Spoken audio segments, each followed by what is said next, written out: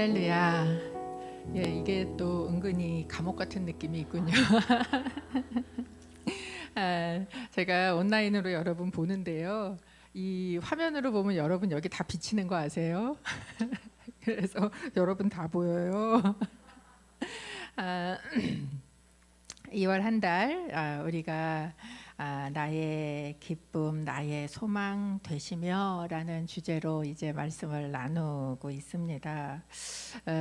왜 제가 이 주제를 잡았었냐 하면은 이제 올해가 시작하면서 저희 소망의 복음을 굳게 잡으라 이게 표가 실리지 않았습니까? 근데 이제 이 표를 이렇게 보고 제가 밑에 앉아 있는데 자꾸 그 찬송가가 생각이 제 속에서 나는 거예요. 나의 기쁨 나의 소망 되시며. 사실 그 찬송가는 저희 그 할머니의 애창곡 이셨습니다. 근데 우리 그 찬양팀이 부른 것처럼 이렇게 세련되게 이거를 바꿔서 불렀으면 어린 나이에 저도 그걸 보면서 좋다 이랬을지 모르는데 제 할머니가 부를 때는 그게 그렇게 노인네 찬송가 같은 거예요. 거기다 꼭 이렇게 끌어 이거를 꺾어요. 아세요? 나의 기쁨 나의 자우망 이러면서 이렇게 그 할머니 소리로 이거를 그렇게 맨날 부르셨어요. 근데 제가 이 소망의 복음을 굳게 잡으라 이 표를 보는데 자꾸 그 찬송가와 더불어 제가 그걸 이렇게 흥얼흥얼 부르시던 할머니 생각이 제 속에 계속 올라오는 거예요.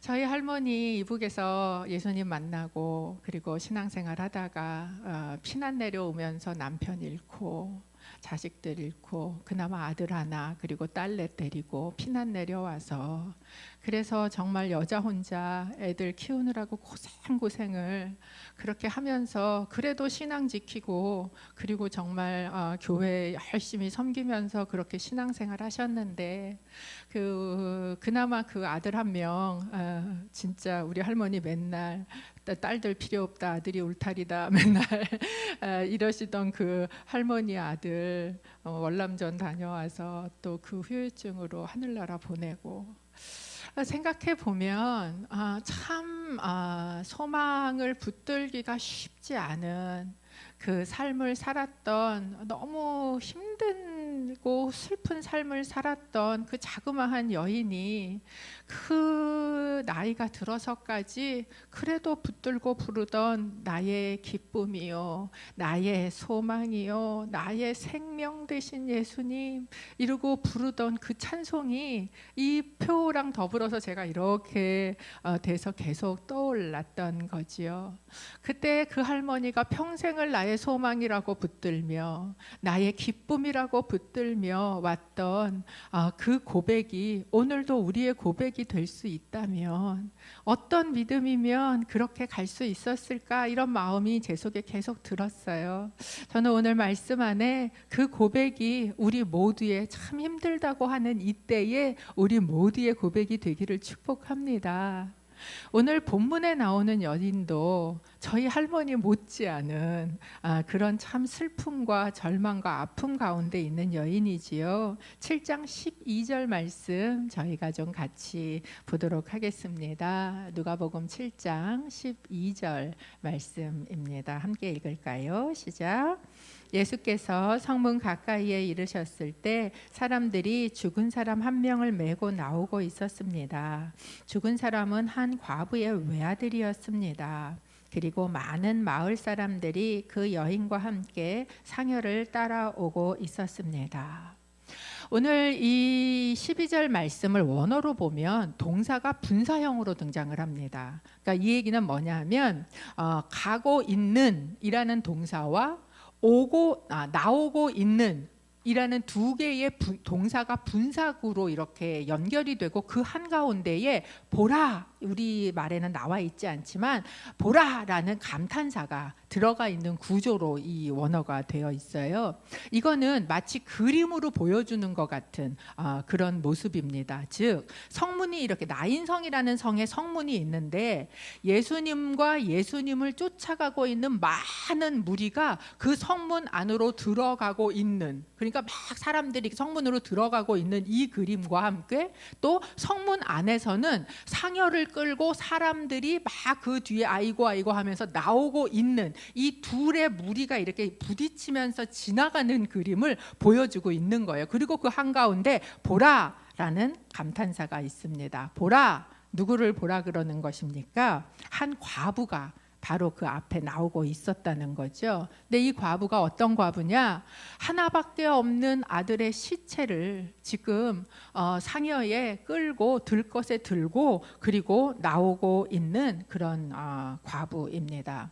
당시에는 장례를 치를 때 상여의 앞쪽에다가 가족 중에 있는 여자들을 앞세우고 이 상여가 나갔다 그래요. 우리 옛날 우리나라는 좀 그렇지 않은데 이게 뭐 여자들이 하나님 말씀에 불순종해서 죽음이 왔다 뭐 이거를 보이기 위해서 그렇다라고도 얘기를 하는데 뭐 그건 잘 모르겠지만 약간 그 이스라엘의 그 장례에는 여자들이 그 앞서서 가고 있으니까 이 두 무리가 부딪힐 때 예수님이 보라라고 하실 때에 그 봤던 것은 그 앞에서 뭐 제대로나 걷고 있었겠습니까? 그 아들의 죽음의 앞에서 울면서 걸어오고 있는 이 여인을 보라라고 이야기를 하고 있는 겁니다.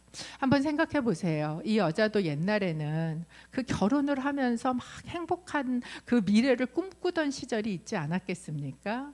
또 아들을 낳고 눈에 넣어도 안 아픈 그 아들이 자라는 걸 보면서 너무너무 기뻐하던 그런 시절도 있지 않았겠습니까? 그런데 어느 날 남편이 죽은 거지요. 그러니까 정말 하늘이 무너지는 일이고 당시 유대에서 이 여자 혼자 과부가 살아간다는 것은 아무런 법적인 권리를 갖지 못하는 일이었습니다. 그래도 여자보다 엄마가 강하다고 아들 있으니까 자식 때문이라도 살아야지 이러고 아마 이 여자가 살았을 겁니다. 그런데 이제 그 아들마저도 죽은, 정말 아무 소망이 다 없어진 것 같은, 예전에 어느 집사님 너무 힘들어서 오셔서 얘기하시는데 집사님 바닥이에요. 이제 진짜 바닥입니다. 근데 그 다음 주에 오셔서 뭐라 그러시냐면 전 바닥이 끝인 줄 알았는데 지하실이 있어요. 이게 막 그 엎친 데 덮치는 어려움은 그렇게 오는 것처럼 마치 그것처럼 이 바닥인 줄 알았는데 이제 지하실까지 내려간 것 같은, 이 뒤에 보면 이 죽은 아들이 청년이었다라고 이야기를 하고 있지요. 그러니까 고생하면서 이제 아들을 키웠고 아들이 청년이 됐으면 이제 뭔가 좀 엄마의 고생을 도와줄 수도 있는, 내가 좀 기댈 수도 있는 그런 아들이었을 겁니다. 그런데 그 아들이 죽은 거죠.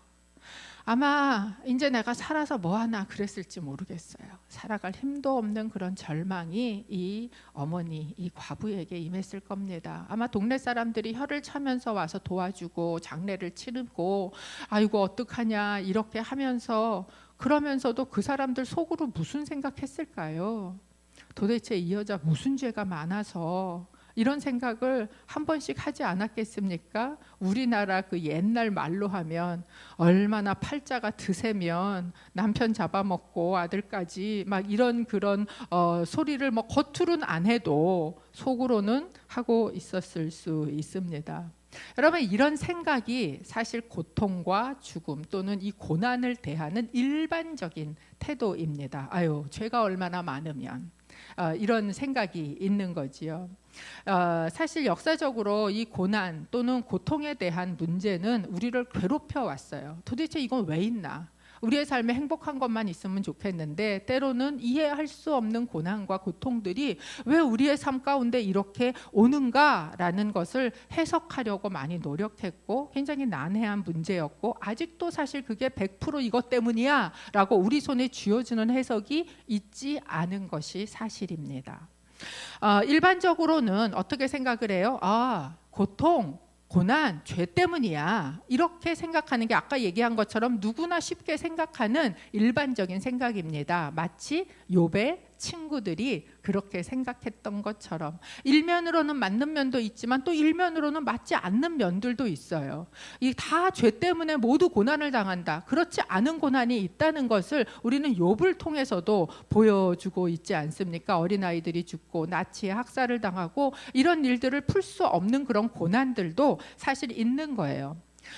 또 남의 고난일 때는, 남의 고통일 때는 아유 죄의 결과지 이렇게 얘기할 수 있습니다. 그런데 그 고통과 고난이 내 문제가 되면 아유 죄의 결과지 그러고 넘어가실 수 있으세요? 안 그래요. 여러분, 내 고통이 되면 하나님 앞에 하나님 도대체 왜 이러십니까? 도대체 뭐 때문에 왜 이런 일이 나한테 일어납니까? 라고 아글아글 쓰고 소리를 지르는 것이 어쩌면 너무나 당연한 문제라는 것이죠. 그래서 이 고통의 문제, 고난의 문제, 슬픔의 문제, 이것을 해결하고자 하는 많은 시도들과 관점과 해석들이 있었습니다. 전통적이고 윤리적인 방법은 뭐예요? 죄 때문이야 라는 해석이에요. 인과응보야 라고 해석을 하는 것이지요. 또는 초월적인 관점으로 이것을 해석해 보려고 하는 시도도 있습니다. 뭐냐면 네가 생각하고 있는 이 고통이라는 것, 그것은 네가 이루어지지 않을 욕망과 그 욕심을 막 가지고 있으니까 그러는 거지. 그게 실제는 아닌 거야. 어떻게 보면 그건 허상이야. 그냥 네가 네 속에 막 그 욕망과 그 이렇게 돼야 돼라고 생각하는 너의 아집과 이런 거를 좀 버리면, 그런 것들을 다 내놓고 무념무상 가운데 들어가면 그러면 고통도 사라져. 마치 불교에서 이야기하는 것처럼 그렇게 이것을 해석하려고도 합니다. 또 이 숙명론적으로 이걸 받아들이는 그런 관점도 있어요. 다 신의 뜻이야. 그냥 받아들여. 이렇게 받아들이 마치 이슬람에서 이야기하는 것처럼 다 알라의 뜻이야. 이렇게 이야기하는 것 같은 해석들도 또한 있었습니다. 뿐만 아니라 이것을 이원론적으로 해석하는 관점도 있어요. 뭐냐면 빛과 어둠의 싸움이야. 이 땅에 있는 고통은 선과 악이 싸우고 있기 때문에 악이 이기면 고통이 오는 거고 선이 이기면 그 고통을 잠재우는 거야. 그러니까 그걸 위해서는 막 악하고 막 싸워야 돼. 이런 이원론적인 관점들로 이것을 해석하려고 하는 시도들도 있습니다. 어떤 것 하나만이 아니고 이 중에 몇 가지를 믹스를 해서 이 고통에 대한 문제들을 해석해 보려고 많이 노력을 하기도 하지요. 실제로 그 경북대 수학과를 나와서 교사를 하다가 이제 스님이 되신 김성화 스님이라는 분이 계셨어요. 근데 이분이 이제 교도소에를 들어가시게 된 거예요. 왜냐하면 예전에 이 막 조계종 내분이 일어나고 왜 사람들 들어와서 막 싸우고 막 이게 깡패도 동원하고 막 이랬던 그 사건에 이제 연루가 되면서 이분이 감옥에 가시게 된 거지요. 근데 그분이 이 감옥에서 이제 맨날 불경을 빌렸다가 간수한테 불경 빌려서 이제 이렇게 그걸 읽으시는데, 그거를 신청을 했는데 어느 날 그 간수가 성경책을 갖고 온 거예요. 그러면서 스님 불경이 다 나가고 없어요. 같은 종교 서적이니까 이거라도 읽으세요. 그리고 이제 성경책을 갖다 준 거예요. 그래갖고 이분이 심심하니까 앉아 있는데 그거를 이제 읽은 거죠. 할 수 없이 이제 이렇게 집어 던져놨다가 심심하니까 앉아서 뭐 여긴 또 뭐라고나 써 있나. 그리고 읽다가 이분이 기절할 듯이 놀란 거예요. 어디서 놀랐냐? 바로 이 부분이에요. 누가복음 7장의 나인성 과부의 이야기를 읽고 너무 깜짝 놀란 거예요. 왜냐하면 그 똑같은 이야기가 불경에도 나오고 있기 때문에 그랬던 거지요. 내용은 똑같은데 그 해결책이 너무나 다른 것을 보게 된 겁니다. 그 인도 불경에 어떤 내용이 있냐면, 인도 구시라 성의 시다림이라는 숲속에 이제 석가모니가 제자들하고 이렇게 거닐고 있는데 거기 한 여자가 무덤 앞에서 막 울고 있는 거예요. 그러면서 자기 아들이 죽었다고, 자기 외아들이 죽었다고 막 거기서 울고 있으면서 석가모니를 만나니까 내 아들이 죽었다고 막 이제 울면서 날 좀 도와달라고 그렇게 이야기를 했어요. 그러니까 그 석가모니가 뭐라고 이야기했냐면, 내가 도와주겠다고, 마을에 내려가서 집집마다 다니면서 사람이 한 번도 죽지 않았던 집에 쌀을 얻어다가 그것으로 죽을 끓여서 여기에 갖다가 공양을 하라고, 그러면 네 아들 그러면 될 거라고 이렇게 이야기를 했다는 거예요. 그러니까 이제 이 과부가 내려가서 온 마을을 문을 두드리면서 이제 물어본 거죠. 이 집에 사람이 죽은 적이 있습니까? 이 집에 사람이 죽은 적이 있습니까? 그 마을을 온통 다 돌아다니고 아무리 돌아다녀도 사람이 죽은 적이 없는 집이 없는 거예요. 그리고선 이 여인이 다시 이렇게 돌아와서 터덜터덜 돌아왔어요. 그랬는데 다시 석가모니를 만난 거예요. 그러면서 없더라 그런 집이. 그러면서 이 여인이 막 우니까 뭐라고 이야기했냐 하면 인생은 생자필멸이라. 한 번 태어나면 사람은 다 죽는 거야. 그냥 인연은 그렇게 없어지는 거야 라고 이야기를 해줬고, 이 여자는 거기에서 크게 깨달음을 얻고 돌아갔더라, 뭐 이런 이야기예요.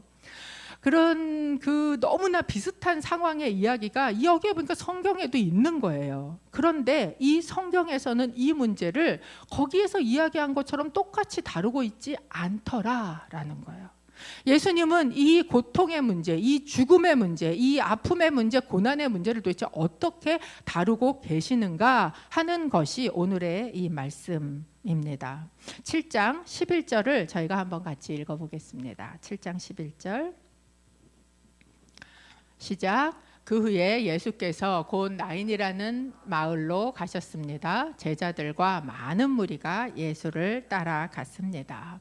여기에 보면 예수님이 그 후에 곧 나인이라는 마을로 가셨다라고 이야기를 해요. 이 그 후라는 이야기는 앞에 있었던 사건 이후지요. 앞에 무슨 사건이 있었냐면 누가복음 7장이 시작되면서 가버나움이라는 곳에서 백부장의 종을 고치는 사건이 있었습니다. 그런데 이 가버나움의 백부장의 특징은 뭐냐면 일단 뭐 군인이니까 남자고, 그리고 힘이 있는 사람이죠. 백부장이니까 높은 위치에 있는 사람입니다. 뿐만 아니라 이스라엘 장로들이 다 와서 이 사람 우리한테 굉장히 선한 일을 했어요 라고 이야기할 만큼 선행도 많이 베푼 사람이에요. 거기다가 이 사람 분명히 인격도 좋은 사람입니다. 왜냐하면 정복자가 피정복자의 나라에 와서 그 사람들에게 이렇게 선행을 베풀 정도면 이 사람의 인격도 그래도 굉장히 괜찮은 사람이다라는 걸 알 수 있지 않습니까? 그래서 그 사람에게 이런 죽음자를 살려내는 것 같은 이 기적의 역사를 일으켜내시고 그 종을 고쳐주시고 난 이후에 예수님께서 곧장 어디로 가셨느냐? 나인성이라는 곳으로 가셨다는 거예요. 가버나움에서 나인성은 한 40km가 됩니다. 바로 옆에 동네가 아니에요. 산길로 해갖고 한 하루 정도 길은 오셔야 되는 길이 바로 이 나인성입니다. 예수님께서 곧장 이리로 오신 이유가 무엇입니까? 바로 지금 가지 않으면 이 여자랑 거기서 마주칠 수 없는 거죠. 그 성문에서 이 여인을 마주치기 위해서 예수님이 지금 오셨다라는 거예요. 근데 이 여자는 가버나움에서 만난 그 백부장하고는 아주 너무 다른 여자예요.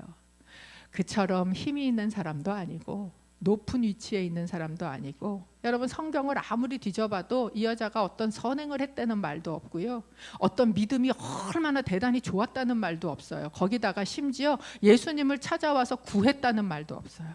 그런데 예수님께서 이 슬픔에 젖은 여인을 찾아서 그리로 40km를 걸어서 곧장 오셨다라는 것입니다.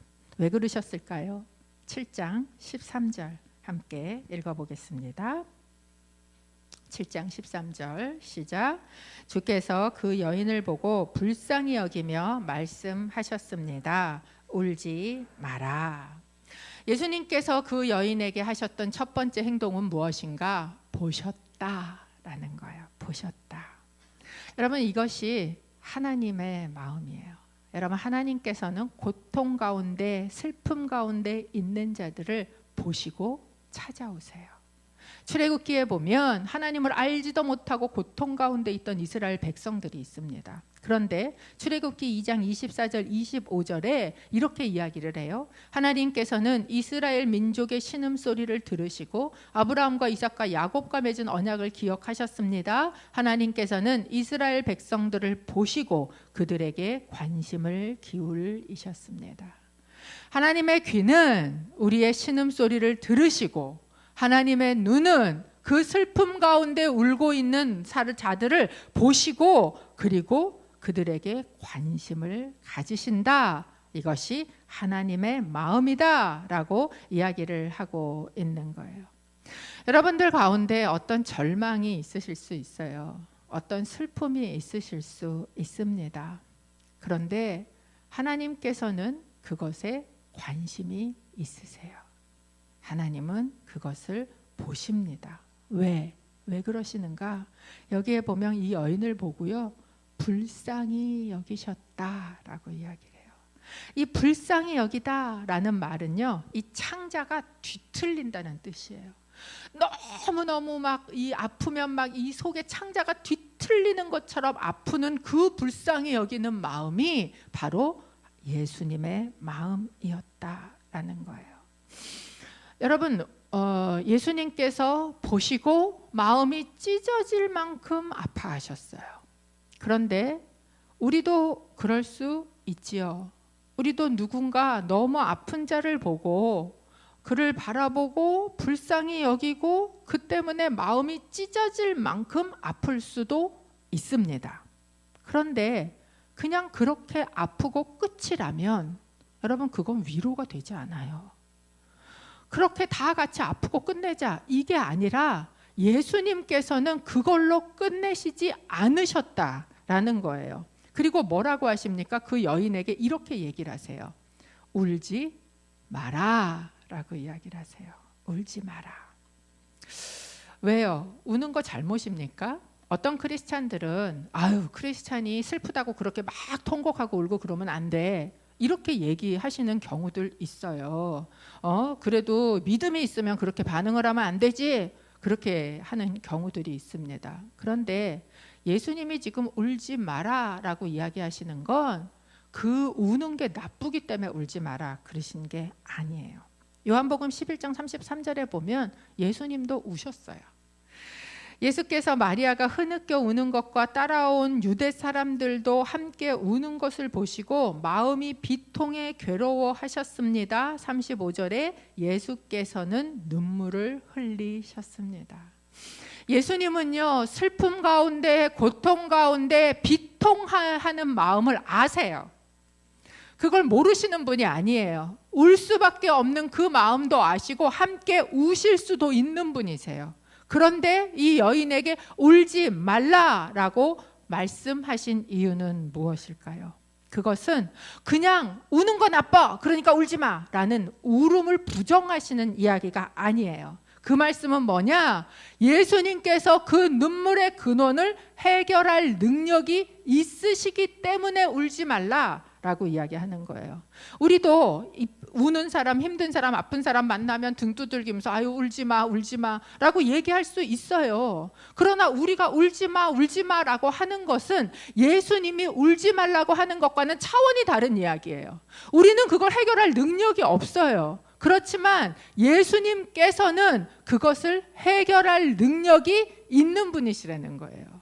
여러분, 죽음은 원래 하나님의 계획이 아니었습니다. 하나님의 계획은 생명이었어요. 풍성하고도 영원한 생명이 하나님의 계획이었습니다. 그런데 죄로 인해서 인간에게 죽음이라는 것이 왔고, 하나님께서 계획하시고 주시기 원하셨던 풍성한 그 삶을 마구 누리고 살길 원했던 그 인간이 죽음에 갇혀서 울고 있는 걸 보실 때 하나님의 마음은 너무나 아프고 찢어지는 거예요. 그런데 오셔서 뭐라고 이야기하시는가? 울지 말라라고 말씀하시는 거예요. 왜? 너의 삶은 그렇게 우는 게 당연한 삶이 아니라는 거예요. 너의 삶은 그 우는 것으로 끝날 삶이 아니라는 거예요. 너의 삶에는 우리가 하나님이 하실 그 일이 있으시다는 거예요. 불교에서 얘기하는 것처럼 그냥 고통은 우리 삶의 한 일부분이야. 그러니까 그냥 받아들이고 다음 생에 어떻게 잘 될 거를 기대하면서 그냥 윤회를 잘해. 좋은 걸로 태어나. 이렇게 이야기하면서 이걸 받아들이는 걸로 끝내시지 않으셨다라는 거예요. 여러분, 우리의 삶은요, 통곡으로 끝날 인생이 아닌 줄로 믿습니다. 성경의 마지막은 우리에게 이렇게 이야기를 합니다. 요한계시록 21장 4절 이에요. 뭐라고 이야기하십니까? 그들의 눈에서 모든 눈물을 닦아주실 것이며 더 이상 죽음이 없고 다시는 슬픔이나 우는 것이나 아픈 것이 없을 것이다. 이는 처음 것들이 지나갔기 때문이다. 여러분, 처음 것은 죄로 오염된 것들입니다. 그것으로 인해 우리 가운데 온 슬픔과 고통과 죽음과 아픔과 절망이 있어요. 그런데 그것이 지나갔다는 거예요. 왜? 예수님께서 이 고통의 근원이 되는 가장 큰 고통인 죽음의 문제를 해결하시고 우리의 눈물을 씻으실 거라는 거예요. 영으로? 아니요, 육체로. 그렇게 하시겠다. 실제라고 얘기하시는 거예요. 그것을 위해서 예수님이 어떤 일을 하셨는가? 누가복음 7장 14절 예수님이 한 걸음 나아가서 하시는 일이 있습니다. 누가복음 7장 14절입니다. 시작. 다가가 관을 만지셨습니다. 관을 메고 가던 사람들이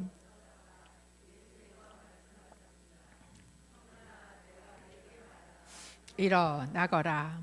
예수님이 다가가서 관을 만지셨다라고 이야기합니다. 보통의 유대인이라면 상녀가 나오고 있으면요, 어떻게 해야 됩니까? 거기에 닿지 않도록 옆으로 피해서 지나가야 됩니다. 마치 선한 사마리아인에 나오듯 그 상녀를 피해서 가야 돼요. 왜냐하면 죽음을 건드리게 되면 나도 부정해지고 하나님 앞에 들어가서 예배하고 제사할 수 없는 부정함이 임하기 때문에 그렇죠. 그런데 예수님께서 다가가서 그 관을 만지셨다라고 이야기하는데 원어로 보면 들것을 만지셨다라고 되어 있어요. 우리는 관 그러면 이렇게 놓고 그 위에다가 이렇게 뚜껑을 딱 해서 덮잖아요. 근데 이제 그 유대 사람들 관에는 뚜껑이 없어요. 이렇게 사람이 다 보이게 이렇게 있는 거예요. 그러니까 시체를 만지신 거예요. 들것을 만지셨다라는 이야기는 다가오셔서 만지신 거예요. 죽음을 시신을 예수님께서 만지신 거예요. 여러분, 예수님은 항상 그렇게 하셨어요. 문둥병자도 만지셨어요. 죽어서 누워있는 야이로의 딸도 멀리서도 일으키실 수 있는데 가셔서 그 손을 붙잡아 일으켜 세우시는 하나님이신 거죠. 나사로는 어떻습니까? 죽어서 냄새가 나는데 그 돌문을 굳이 열어서 젖히시는 주님이신 거예요. 왜 그렇게 하시는가?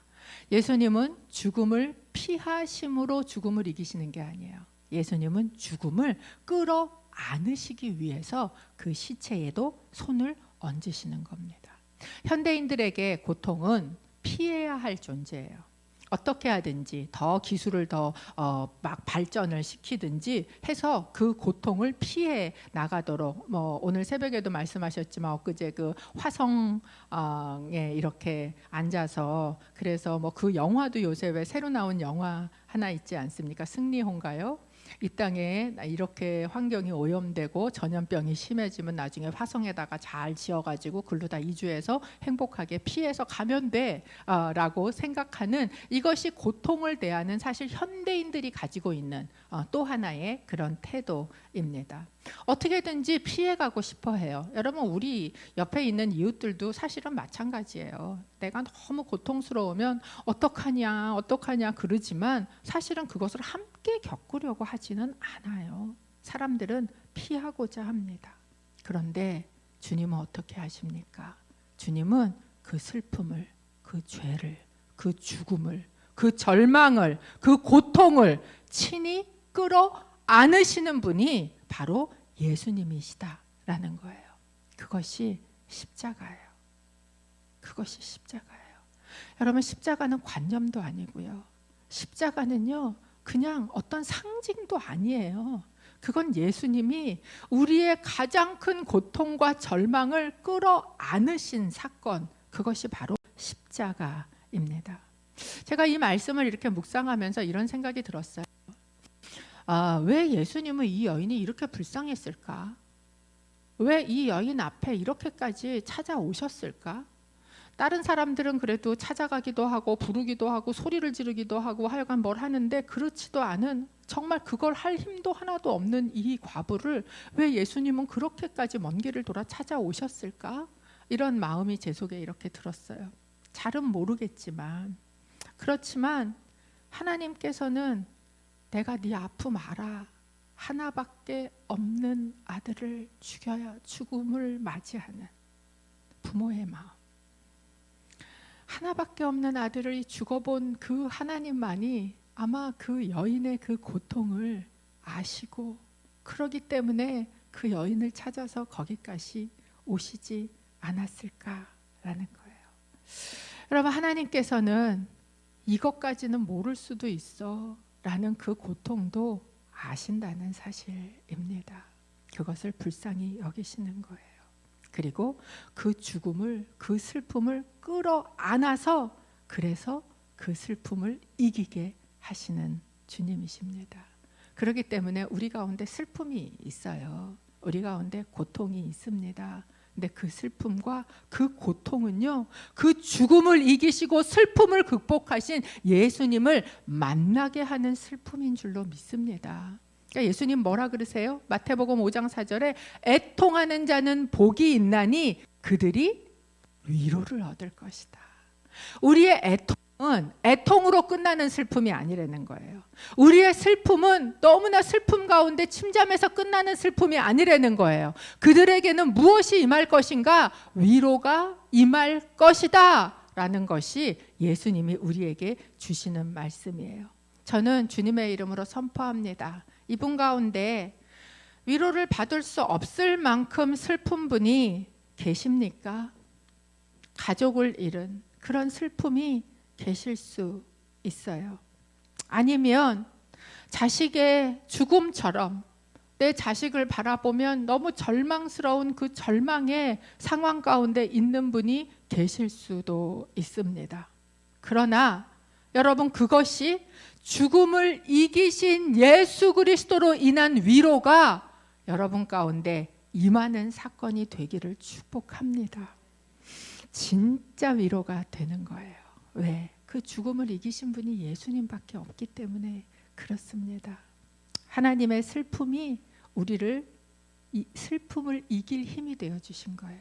그러니까 우리는 무엇을 해야 되는가? 우리는 그 슬픔이 있으면요, 그 슬픔을 가지고 어디로 가야 되냐? 하나님의 슬픔 안으로 들어가야 돼요. 하나님의 고통 안으로 들어가야 그 슬픔과 고통을 이길 힘이 생깁니다. 예수님이 세 번째로 하신 게 있어요. 뭐냐 하면 명령하셨어요. 그 시체를 향해서 명령하셨습니다. 청년아, 내게 말한다 라고 이야기하셨어요. 재밌는 건 예수님께서 시신아 이렇게 명령하지 않으셨다는 거예요. 그를 뭐라고 부르셨는가? 청년아 라고 부르셨어요. 여러분, 청년과 죽음은 사실 어울리지 않는 단어이지 않습니까? 굉장히 이질적인 단어예요. 그런데 그 청년이 팔팔하게 살아 있어야 되는데 지금 죽어 있는 것 같은 이 말도 안 되는 어그러진 이 상황 가운데 주님의 말씀이 임하는 거예요. 저는 이 말씀이 지금 살아서 움직여야 되는데 죽어 있는 것 같은 교회 가운데도 임하기를 선포합니다. 크리스찬이라면 그렇게 살아있으면 안 되는데 죽은 것처럼 살아있는 이 크리스찬들에게도 임하기를 주님의 이름으로 선포합니다. 뭐예요? 청년아 라고 부르시는 거예요. 일어나거라 라고 명하시는 거예요. 딸아 일어나라 라고 일으켜 세우시는 거예요. 나사로야 나오너라 라고 명령하시는 거예요. 여러분, 이 주님의 말씀이 임해야 합니다. 그 말씀이 들려져야 돼요. 내가 보기에는 시체예요. 그런데 주님이 뭐라고 부르냐? 청년아 라고 부르신다라는 거예요. 여러분, 우리 가운데 시체 정체성을 갖고 사는 크리스찬이 있어요. 아유, 이제 기독교 다 죽었어. 이제 교회 아무것도 못해. 이 정체성을 끌어안고 그 청년인데 시체처럼 누워있는 그런 마음이 있을 수 있다는 거예요. 그런데 뭐라고 이야기하시는가? 아니, 너는 청년이야 라고 예수님 얘기하시는 거예요. 하나님은요, 말씀으로 창조하셨습니다. 그렇기 때문에 그 말씀으로 나의 죽음과 같은 이 상황에서 일으키시지 못할 이유가 하나도 없어요. 그분이 말씀으로 하시면 그 시체라는 정체성을 버리고 주님이 청년이야 라고 하시면 나는 뭐 해야 돼요? 나는 청년이야. 다 같이 한번 선포합니다. 나는 청년이다. 여러분, 크리스찬이 정체성이에요. 청년이에요. 새파랗게 살아서 움직여야 되는 교회입니다. 그리고 그에게 명령하시면서 일어나라 라고 명령하셨어요. 어떻게 하시겠어요? 순종하셔야 돼요. 그게 하나님이 명하셨으면 그 말씀에 믿음으로 반응하고 순종해야 돼요. 일어나야 하는 겁니다. 그 믿음으로 말씀을 받아들일 때 그 말씀이 나를 다스리고요, 나를 살려내요. 내가 일어날 수 있었다고? 교회가 이 일이 가능했다고? 여러분, 저는 한국교회가 그렇게 될 거라고 믿습니다. 이렇게 끝날 존재가 아닌 거예요. 살아나라, 일어나라 라고 명령하시는 예수 그리스도의 선포에 따라 일어나는 겁니다. 어떤 일이 일어났는가? 7장 15절 함께 읽겠습니다. 7장 15절. 그러자 죽은 사람이 일어나 앉아 말하기 시작했습니다. 예수께서는 그를 그의 어머니에게 돌려보내셨습니다. 주님의 말씀을 붙들고 신뢰하고 순종할 때 어떤 일이 일어나요? 죽음이 떠나는 거예요. 기쁨이 충만해지는 거예요. 예수님의 말씀은 그런 능력이 있어요. 요한복음 15장 11절에 이렇게 얘기하셨어요. 내가 이것들을 너희에게 말한 것은 내 기쁨이 너희 안에 있어 너희 기쁨이 충만하게 하려는 것이다. 슬픔이 가득 차 있으세요? 슬픔 때문에 뭐라고 툭 치기만 하면 겉으로는 웃는 것 같아도 속으로는 끊임없이 우는 것 같은 마음이 있으세요? 그 안에 기쁨이 충만할 것이다 라고 이야기를 합니다. 두 종류의 기쁨이 있어요. 미숙한 기쁨이 있어요. 우리 기쁨들입니다. 기쁜 것 같은데 2% 부족해. 기쁜 것 같은데 오래가지 않아. 그런데 성숙한 기쁨이 있어요. 그것은 바로 예수 그리스도가 주시는 기쁨입니다. 그것은 상황에 따라도 아니고 나의 어떤 현상에 따라서 움직이는 기쁨이 아닌 그런 기쁨이 있는 거예요. 1997년에 온누리교회에서 대학 청년부가 피지에 있는 나시카와 비전 칼리지를 건축하기 위해서 아울리치를 떠났습니다. 그리고 그 아울리치 간 청년들이 열심히 그 건축 일을 하고 흙이 잔뜩 묻은 그 몸을 씻기 위해서 그 바닷가에 가서 그 몸을 씻다가 2명의 학생이 그 바닷물에 휩쓸려 가서 순교하는 그런 사건이 있었어요. 온 교회가 정말 발칵 뒤집혔고요. 그리고 정말 너무나 마음이 아팠습니다. 그때 그 중에 한 어머니께서 얼마 지나서 저희 여성 예배, 그때 이제 양재에 제가 있을 때인데 그 여성 예배에 오셔서 간증을 하셨어요. 제가 그 간증을 잊을 수가 없어요. 아들을 보내고 그 어머니가 예배에 서서 간증을 하시는데 뭐라 그러시냐면, 너무너무 마음이 아프고 힘들어서 막 눈물이 나올 것 같이 울 것 같이 막 눈물이 쏟아지려고 그러면요, 갑자기 잠이 뽀로록 오면서 쿡 그러고 잠이 든대요. 그래가지고 그 조금 자다가 또 깨. 그러고서 또 있다가 생각하면 너무너무 가슴이 무너지지 않습니까? 대쪽 같은 그 대학생들, 한동대 학생. 그래갖고 정말 공부 잘해서 그때 다 서울대 갈 애들, 연대 갈 애들, 이런 애들 한동대 갔었거든요. 예. 그 아들 생각하면 너무 기가 막혀서 막 통곡이 터질 것처럼 그러면 또 잠이 뽀로록 와갖고 또 이러고 쓰러져서 주무시고 그러셨다는 거예요. 그러면서 뭐라 했냐면, 예수님이 하나님이 너무 미안해갖고 진통제를 들고 이렇게 쫓아다니다 내가 울 것 같으면 주사를 콕 놓고 내가 울 것 같으면 주사를 콕 놓고 이러시는 것 같아요. 이렇게 이야기를 하셨더랬어요. 근데 그때 이 장례식장에 김영길 총장님에게 주셨던 하나님의 말씀이 있었다는 거예요. 그게 이사야서 61장 3절 말씀이었습니다. 이사야서 61장 3절 말씀 함께 읽어봅니다. 시작. 시온에서 슬퍼하는 사람에게 제 대신 화관을 씌워주고 슬픔 대신 기쁨의 기름을 발라주며 통곡 대신 찬양을 옷 입게 하셨다. 그래서 사람들은 그를 가리켜서 여호와의 영광을 드러내시려고 여호와께서 손수 심으신 정의의 상수리 나무라고 부른다. 이 사건이 있은 몇 달 뒤에 그 피지의 원주민 700명이 회심하는 사건이 일어났습니다. 선교는 순교로 이루어진다라는 말씀을 저희에게 보여주는 것 같은 그런 사건이지요. 그러나 그것이 통곡으로 끝나는 사건이 아니라는 거예요. 주님께서는 죄 대신 화관을, 슬픔 대신 기쁨을, 그리고 통곡 대신 찬양의 옷을 주신다. 누가복음 7장에서도 이 여인은 그 아들을 받아들고 어떻게 했을까요? 찬송이 터졌겠지요. 그리고 그 찬송은 그 마을로 퍼져가서 마을 사람들이 다 여호와를 찬양했다라고 성경은 기록이 되고 있습니다. 우리의 삶에 슬픔이 있어요. 고통이 있어요. 그리고 정말 절망스러운 마음이 있고 누가 말을 해도 그것이 위로가 안 되는 그런 상황이 있을 수 있습니다. 그럼에도 불구하고 우리가 이 사건을 보여주시면서 하시고 싶은 말씀은 무엇일까요? 하나님께서 당신을 보신다는 거예요. 찾아오신다는 거예요. 불쌍히 여기신다는 거예요. 사람들은 다 피해서 어휴 끔찍해라고 도망가도 예수님은 피하지 않으시고 그 죽음과 고통의 상황 가운데 들어오신다는 것입니다. 그리고 그 죽음을 끌어안으시고 죽음 대신, 고통 대신, 슬픔 대신 생명과 위로와 소망과 기쁨이 되어 주신다는 약속을 바로 이 사건을 통해서 저희에게 주시는 줄로 믿습니다. 여러분, 이것이 예수님이 십자가를 감당하신 이유예요. 여러분은 십자가를 얼만큼 알고 계세요? 제가 다음 주부터 이제 4월 한 달 동안 제목이 왜 십자가인가 되게 도전적인 질문인데, 사실 지난주부터 사순절이 시작이 되었습니다. 알고 계세요? 저희 부활절이 되기 전에 40일 동안 사순절을 보내지 않습니까?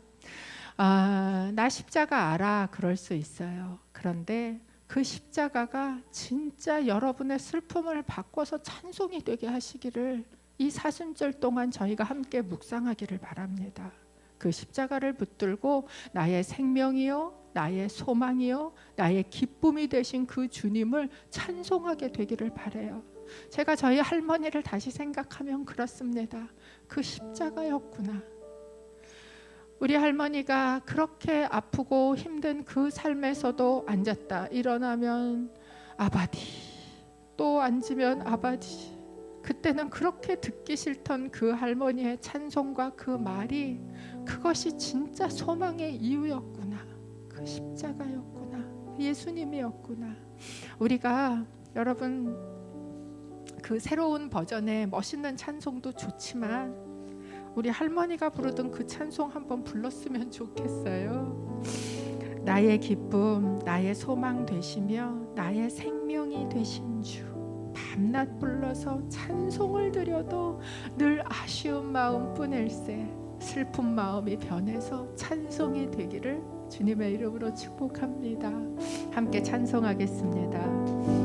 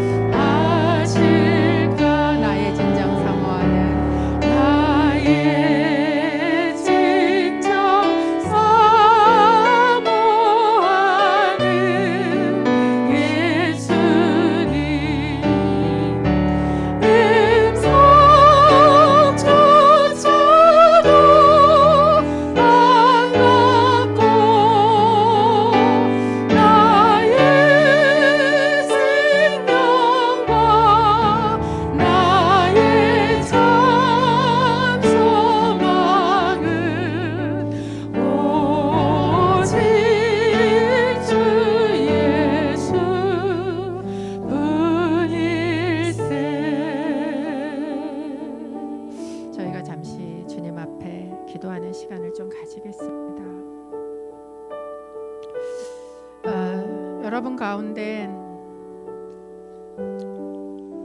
그냥 묻어둔 슬픔이 있으실 수 있어요.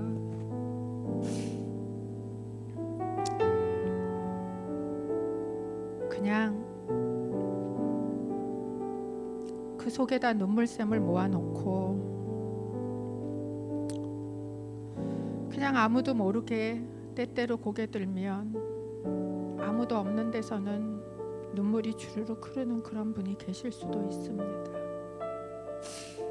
아니면 이것이 내 소망이었는데 라고 붙들며 바라보던 자녀, 그렇게 내 힘이라고 생각하던 남편, 이 모든 소망이 다 없는 것 같은 절망 가운데 계신 분이 계실지도 모르겠습니다. 하나님, 이 땅에 내가 소망이 없어요 라고 이야기하는 분이 계실지도 모르겠습니다. 당신의 기쁨이 되고 당신의 소망이 되시는 그 예수님의 음성이 오늘 그 삶 가운데 임하기를 주님의 이름으로 축복합니다. 주님 앞에 함께 기도할 때에 주님, 나인서 과부를 찾아가셨던 주님, 우리를 찾아오신 그 주님을 저희가 오늘 다시 만나기를 원합니다. 비껴가지 아니하시고 피해가지 아니하시고 일부러 찾아오신 그 주님이 나를 향하여 선포하시는 그 음성을 오늘 내가 듣기를 원합니다. 주님, 그 주님의 기쁨이 나의 슬픔을 다 몰아내고 주님의 풍성한 기쁨으로 가득하게 하여 주시옵소서. 주님 앞에 한 목소리로 함께 기도하겠습니다. 하나님 아버지, 그렇습니다. 우리의 삶에 이 슬픔을 주님 그냥 두지 아니하시고 그것은 그냥 당연한 거야, 끌어안고 가라고 말씀하지 아니하시고 내가 그것을 이기기 위하여 십자가를 졌노라고, 내가 그것을 없애기 위하여 그 고통을 내가 끌어안았노라고, 주님의 그 슬픔 안으로 내가 들어갈 때만 아버지 하나님, 나의 슬픔이 의미가 있으며 나의 슬픔을 이길 힘이 있으며 아버지 하나님, 내가 슬픔 대신 통곡 대신 눈물 대신 아버지 찬송을 부를 힘이 있음을 다시 고백합니다. 주님, 나의 기쁨이 되어 주시옵소서. 나의 소망이 되어 주시옵소서. 나의 생명이 되어 주시옵소서. 아버지 하나님, 내가 비록 이 정말 죽음을 끌고 가는 이 아픈 가운데 있을지라도 주님 먼저 오셔서 손 얹으시고 아버지 하나님 선포하여 주실 때에 아버지 하나님, 그 슬픔이 변하여 기쁨이 될 것을 다시 믿음으로 바라봅니다. 주여, 우리 가운데 찾아오시고 명령하여 주시옵소서. 청년아 일어나라 명령하셨듯이 아버지 하나님, 주저앉아 있는 우리 삶의 소망이 다시 일어서는 역사가 일어서게 하여 주시옵소서. 주님 앞에 올려드리며 기도합니다. 한 번 더 기도할 때 이 땅에 있는 교회들을 위해서 기도하기를 원합니다. 시체의 정체성 떠나갈지어다. 주님께서 명령하실 때 일어나라 청년아 라고 명할 때 청년의 신앙이 회복되어지는 교회 되게 하여 주옵소서. 시체의 영이 떠나가게 하여 주옵소서. 발로 밟아 이기신 주님은 죽음은 이제 떠나가게 하여 주옵소서. 이 땅에 있는 교회들을 위하여 한 목소리로 기도합니다. 아버지 하나님, 감사합니다. 우리로 하여금 이렇게 모여 예배하게 하셨습니다. 아버지, 그리고 말씀을 우리에게 선포하셨습니다. 청년아 일어나라 명령하셨습니다. 나사로야 나오라 명령하셨습니다. 아이야 일어나라 명하셨습니다. 죽어있는 자들에게 명령하신 주님의 명령이 이 땅에 있는 교회들에게 임할 것을 선포합니다. 교회가 일어나게 하여 주옵소서. 아버지, 신체의 정체성은 떠나가게 하여 주옵소서. 이제 다 죽었어. 아니요, 아버지, 예수께서 죽음을 이기셨기에 우리는 다 살았습니다. 아버지, 살아난 자가 되게 하시고 그런 교회가 되어지게 하여 주시옵소서. 주님께서 아버지 하나님, 이 절망이 변하여 소망이, 이 슬픔이 변하여 기쁨이, 아버지 통곡이 변하여 애통이 변하여 찬송이 되게 하실 주님을 저희는 믿음으로 선포하고 바라봅니다. 주여, 교회의 주인 되신 주님, 머리 되신 주님, 이 교회가 살아나게 하시고 주님의 찬송이 되게 하여 주옵소서. 하나님, 감사합니다. 하나밖에 없는 아들을 보내어 그 죽음을 감당하게 하셔서 어쩔 수 없이 내가 짊어지고 가야 하는 그 죽음의 고통을 이기신 주님, 감사합니다. 아직 청년의 때에 죽은 자처럼 누워있지 말게 하시고 세상이 다 끝난 것처럼 절망하고 통곡하지 말게 하시고 예수 그리스도로 인한 부활의 소망이, 생명의 기쁨이 우리의 삶 가운데 흘러 넘치게 하여 주옵소서. 주님은 슬픔 다 겪는 거야 그냥 끌어안고 가 이러시지 않으시고, 친히 감당하시고 죽음도 이기시고 눈물도 씻기시고 병도 고치시며 역사하시는 하나님이신 줄로 믿습니다. 우리의 믿음의 고백이 우리의 슬픔이 변하여 찬송이 되게 하시는 주님의 은혜와 능력과 주님의 영광을 나타내는 하나님의 사람의 자리가 되게 하여 주옵소서. 이제는 우리의 구주가 되신 예수 그리스도의 은혜와 하나님 아버지의 사랑과 성령 하나님의 교제 교통하심이, 죄의 결과인 죽음을 끌고 가며 통곡하던 여인의 아들을 살려 그 품에 주셔서 슬픔을 찬송으로 바꾸신 그 부활하신 예수 그리스도 십자가의 능력을 경험하고, 그리고 부활의 소망으로 나아가서는 귀한 하나님의 딸들 머리 위에 특별히 이 딸들이 주님 앞에 놓고 죽었어요 주님 이라고 이야기하는 그 절망의 상황 위에 이제로부터 영원토록 함께 하시기를 간절히 축원하옵나이다.